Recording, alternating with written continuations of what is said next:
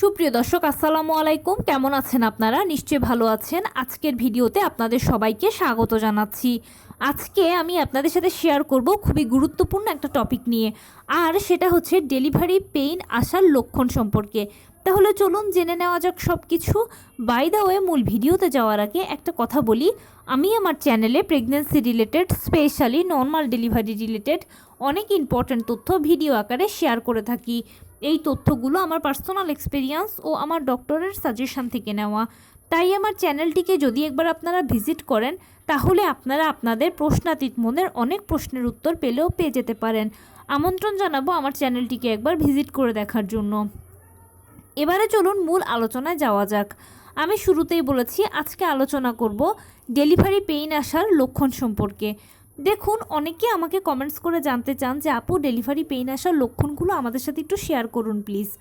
Delivery pain আসার পূর্ব লক্ষণগুলো, যেগুলো 1 সপ্তাহ বা 15 দিন আগে বেশি বেশি নিজের মধ্যে দেখতে পাবেন, সেই লক্ষণগুলো হচ্ছে ঘন ঘন পেট শক্ত হওয়া।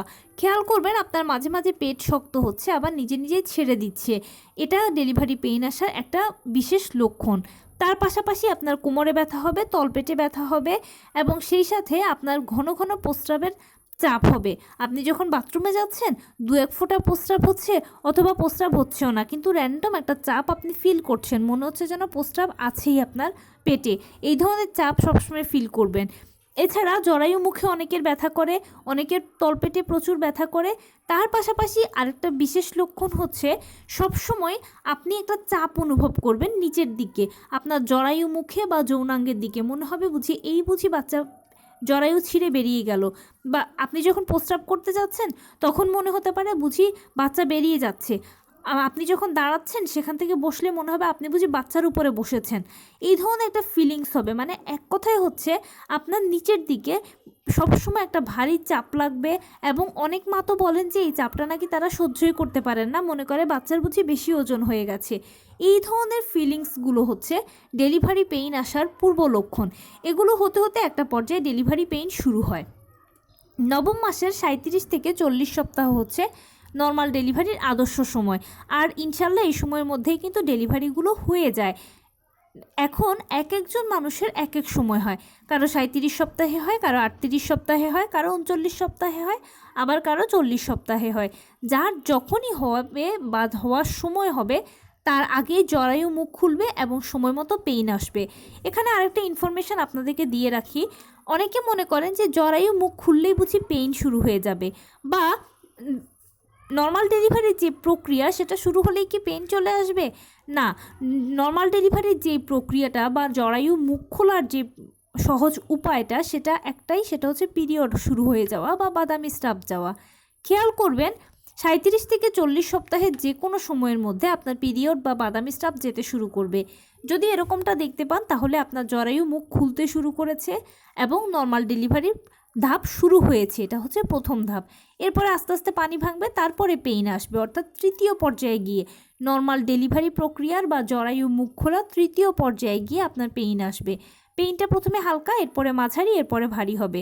পেইন কখনোই এক নাগাড়ে হবে না, এটা থেমে থেমে হবে। কারো 10 মিনিট পর পর হয়, কারো 15 মিনিট পর পর হয়, কারো বা আবার আধা ঘন্টা পর পর হয়, যার যেরকম হয়। এটা খুব মিষ্টি একটা অনুভূতি, একটা কিচকিচে টাইপের ব্যথা, এবং এটা যখন হবে তখন জাস্ট কয়েক সেকেন্ড থাকবে। যেমন আমি যদি সময়ের হিসেবে বলি, ধরুন আপনার 7টার সময় পেইনটা শুরু হলো, সেটা জাস্ট কয়েক সেকেন্ড থাকলো, আবার চলে গেল। এর মধ্যে আপনি হাঁটা, বসা, ওঠা, খাওয়া সব কিছু করতে পারবেন। এরপরে আবার হয়তো আপনার 15 মিনিট পরে পেইন আসলো, কয়েক সেকেন্ড থাকলো, চলে গেল। এভাবে করে পেইনটা হতে থাকবে।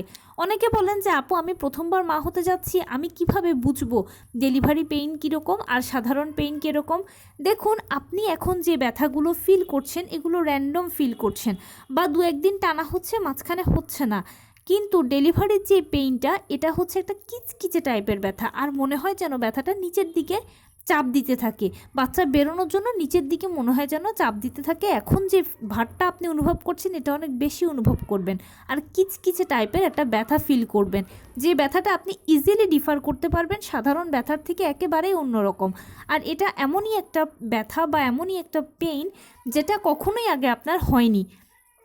আমরা এর আগে বিভিন্ন ধরনের ব্যথারই সম্মুখীন হয়েছি, মাথা ব্যথা, পেটে ব্যথা ইত্যাদি বিভিন্ন ধরনের।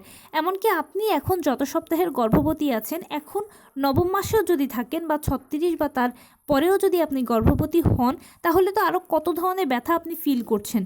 কিন্তু বিশ্বাস করুন, ডেলিভারির যে পেইনটা, সেই পেইনটা সম্পূর্ণ ডিফারেন্ট। এটা আপনি প্রথমবার মা হন বা আপনার যততমই বাচ্চা হোক না কেন, আপনি এটি ইজিলি বুঝতে পারবেন যে হ্যাঁ, এখন আমার ডেলিভারি পেইনটা এসেছে। আর পেইনের ধরনটা হচ্ছে 10 মিনিট বা 15 মিনিট বা আধা ঘন্টা পর পর হবে। এভাবে আপনি ইজিলি রিফার করতে পারবেন পেইনটাকে যে এটা ডেলিভারি পেইন। এখানে একটা কথা বলি, অনেকে আমাকে প্রশ্ন করেন যে আপু, ডেলিভারি পেইন ওঠার কখন আমরা হসপিটালে যাব? ডেলিভারি পেইন ওঠার পরে আপনি যত দ্রুত সম্ভব হসপিটালে চলে যাবেন। ইনফ্যাক্ট আমি বলবো সবথেকে বেশি ওয়াইজ ডিসিশান হবে যখনই 1-2 ফোঁটা করে পানি ভাঙবে দেখবেন, তখনই আপনি হসপিটালে চলে যান। তাহলে প্রথম থেকে শেষ পর্যন্ত ডাক্তারদের অবজারভেশনে থাকতে পারবেন। এতে আপনার নিজস্ব আর কোনো টেনশন নিতে হবে না, মনের ভিতরেও কোনো কিন্তু করবে না। ডেলিভারির ক্ষেত্রে আরেকটা কথা আপনাদেরকে বলি, এমন একটা হসপিটাল আপনারা চুজ করবেন যেখানে নর্মাল ডেলিভারি ও সিজার দুটোই হয়ে থাকে। কারণ অনেক সময় হয় কি যে নর্মাল ডেলিভারি করাতে গেলে বাই চান্স কোনো যদি সমস্যা হয়, খুব বেশি সমস্যা হয় না, তবুও যদি কখনো সমস্যা তৈরি হয়, তাহলে আপনাকে তখন সিজার টেবিলে পাঠাতে হবে।